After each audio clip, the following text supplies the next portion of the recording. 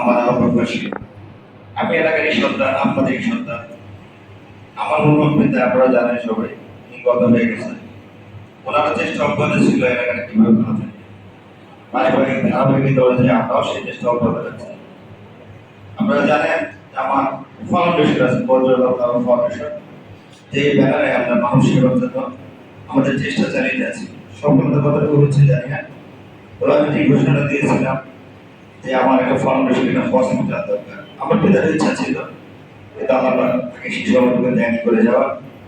আমি সেই চেষ্টাকে পূরণ করে যাই, স্বপ্নকে পূরণ করা যায় ইচ্ছা আমার আছে। যদি আল্লাহ পাক তৌফিক দেয় ইনশাআল্লাহ সেই স্বপ্ন পূরণ হবে। আমার এই ফাউন্ডেশনের ইতিমধ্যে আমরা ঘোষণা দিয়েছি যে এই ওয়ার্ডে 5,000 মানুষকে আমরা বিনামূল্যে চিকিৎসা আনতে আনবো। সবাইকে সম্ভব না, আমার দ্বারা আমাদের সম্ভব চেষ্টা করে যাচ্ছে। সবচেয়ে বড় কথা হচ্ছে মানুষ সেবা কখন তখন সেটা আমি বুঝি, এতটুকু অনুধাবন করে আমি এলাকার ব্যাপারে সচেষ্ট ছিলাম, এখনো আছে। এবার থেকে একটু বেশি রকম আগ্রহ প্রকাশ করছে যে এলাকাটা কিভাবে সুন্দর তৈরি করা যায়। আমাদের এলাকাটা একেবারে নিমজ্জিত পানি, আজকে বর্ষা হয়েছে, বৃষ্টি হয়েছে, পানিতে আসতে সমস্যা হচ্ছে। ইচ্ছা করলে আমি এই রাস্তার কাজ করতে পারবো না, সম্ভব না, সরকারি কাজ। যাই হোক, আমি আপনাদের কাছে সবার কাছে দোয়া প্রার্থী এই জন্য যে আমি আমার যে লক্ষ্য উদ্দেশ্য নিয়ে অগ্রসর হয়েছি, আমার এই ফাউন্ডেশন হসপিটাল যে পরিচিতি, সকলের সহযোগিতা, পরামর্শ এবং দোয়া আমি কামনা করি। ইনশাআল্লাহ সকলে আমাদের দোয়া করবেন। আমার মনে যে ইচ্ছাগুলো আল্লাহ যদি সেগুলো পূরণ করতে তৌফিক দান করেন।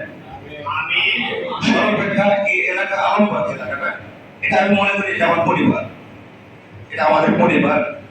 পরিবার হয়তো আস্তে ছেলে যখন একরকম হয় না, মতবিরোধ থাকতে পারে।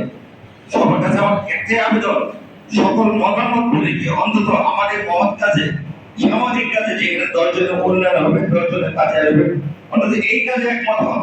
এতটুকু আমি আপনাদের কাছে রাখতে পারি। এলাকার উন্নয়নে এবং সাধারণ মানুষ যারা গরিব অসহায় আছে তাদের সার্বিক সহযোগিতা আপনাদের এই ব্যাপারটা আমার পাশে থাকবে, এটা ইনশাআল্লাহ আশা করতে পারি। আমাদের কাছে সবাই পাশে থাকবেন এবং আমার জন্য দোয়া করবেন এলাকাটাকে কিভাবে সুন্দর করে যায়। আমার মরহুম পিতা মরহুম মাতার জন্য সবাই দোয়া করবেন। আমিও আপনাদের বাসায় আছি। আর যুব সমাজ হচ্ছে মূল শক্তি, আর যৌবনকালে ইবাদত আল্লাহর কাছে সর্বোত্তম। এই যুবকদেরকে নিয়ে আমি সংগঠন করেছি যাতে যুবকের বিপদ থেকে ফিরে আসে। বিপদে চলে যাচ্ছে যুব সমাজ, আমাদের যুব সমাজটা নেশা খেয়ে চলে যাচ্ছে, এদেরকে ফিরিয়ে নিয়ে আসি। ইমাম সাহেব দেখিয়েছিলাম, তাদেরকে বলেছিলাম আগে সবাইকে মসজিদ মুখে করেন। একজন ছেলে যদি একাধারে 45 দিন 40 দিন 41 দিন যেটাই বলি যদি নিয়মিত নামাজ পড়ে তাহলে সেই খারাপ কাজে যেতে পারে না। আর দ্বিতীয়ত হচ্ছে আমাদের এই ফাউন্ডেশনের মাধ্যমে বর্তমান যারা স্বেচ্ছাশ্রম দিচ্ছে এদের এক সময় স্বেচ্ছাটাকে তার চাকরি হয়ে যাবে। সেটা যখন হসপিটাল হবে সেই হসপিটালে আমি চাকরি দিতে পারবো তাদের। আমাদের এলাকায় অনেক শিক্ষিত আছে, অনেক সরকারি চাকরি দিয়েছে যারা বড় বড় অবস্থানে আছে। এই বড় বড় অবস্থান থেকে যখন পরিচয় দেয় কোথায় থাকবে, আলমবাগ থেকে মানে বসা জায়গায় ওই নোংরা ওই জায়গাটায় মানুষ বসবাস একেবারে অনুপযোগী হয়ে গেছে। এই জিনিসটার পরিবর্তন আমাদের করতে হবে, সবাইকে ঐক্যবদ্ধ হতে হবে, অন্তত মানবিক কাজের জন্য, সমাজের উন্নয়নের জন্য একত্রিত হতে হবে। এই ব্যাপারে কেউ মতামত দ্বিমত করবেন না। সবাই ভালো থাকবেন, সুস্থ থাকবেন। আসসালামু আলাইকুম।